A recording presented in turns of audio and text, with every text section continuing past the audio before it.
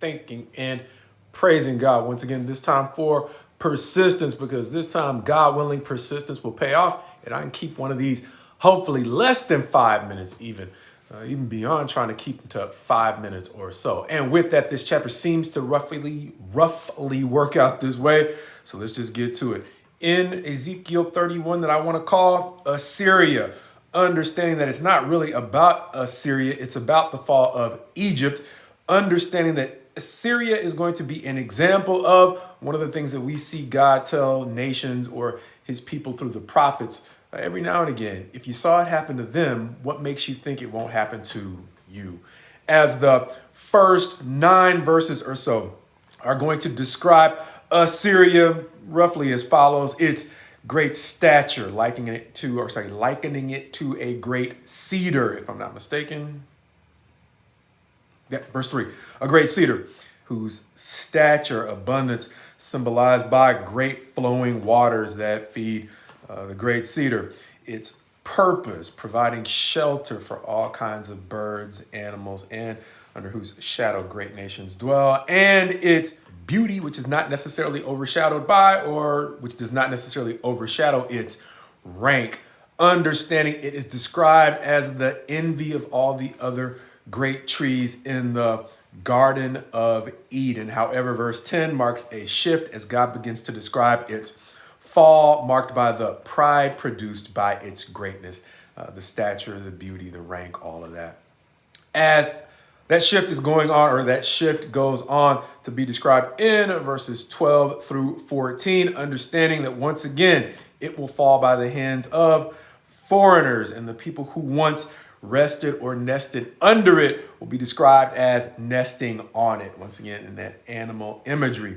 Going on from verses 15 through 17 to describe that this is the thing that will happen in order to comfort those nations that have fallen before it, even though they were not as great in stature, those who presumably went down to Sheol as quite possibly a consequence for their own transgressions. It says that they will be comforted in verse 16 when they see that this great cedar has fallen as well. Verse 18 posing the question, whom are you thus like in glory and in greatness among the trees of Eden? You shall be brought down with the trees of Eden to the world below. You shall lie among the uncircumcised with those who are slain by the sword.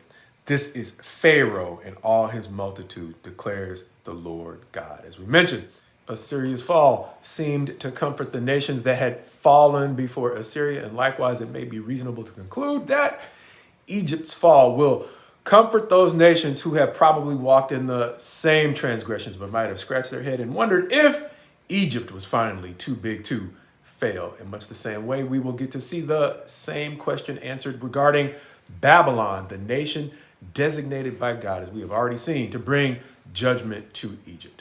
It's important to understand why we often mention that there is a Babylon now during the time of the major prophets, Isaiah, Jeremiah, and Ezekiel, and there is a Babylon future that will be revived as an illustration in the Revelation as God points forward to the end of all things, helping us understand what God is actually looking for in his people as we point both backwards and forward. Backwards to Ezekiel 17 and his metaphor about 2 eagles and a vine. The same Israel that we're talking about, or actually Israel being lured into leaning on this same Egypt that we're learning about a little bit more in this chapter, when he has planted them in Babylon, the place where he has them situated to sit out or do their 70 years of time before he brings them back into their own land and their own rule. This is what he says in Ezekiel 17, verse 23, where he says, on the mountain height of Israel, well, I planted that vine that needs to lean or be comfortable settling in Babylon as opposed to leaning towards Egypt, that it may bear branches and produce fruit and become a noble cedar. Same metaphor we see used here in chapter 31. And under it will dwell every kind of bird.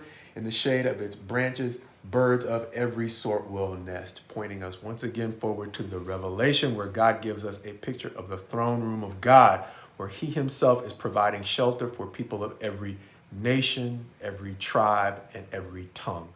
But before we even get to that picture in the Revelation, the very next chapter, Ezekiel 32, will show us the way that those who reject that portion of their purpose in God run the risk of being rejected by God.